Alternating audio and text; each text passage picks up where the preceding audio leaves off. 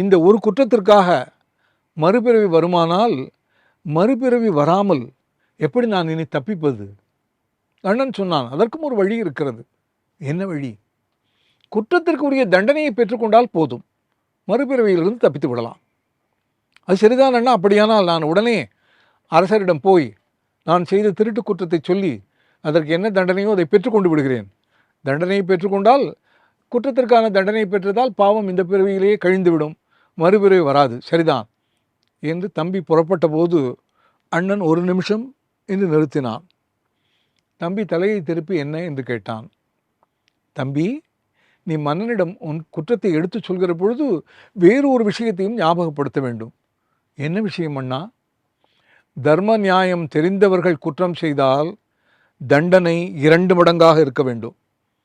சாதாரண நபர் குற்றம் செய்தால் சாதாரண தண்டனை. ஆனால் நானும் நீயும் தர்மசாஸ்திரம் அறிந்தவர்கள்.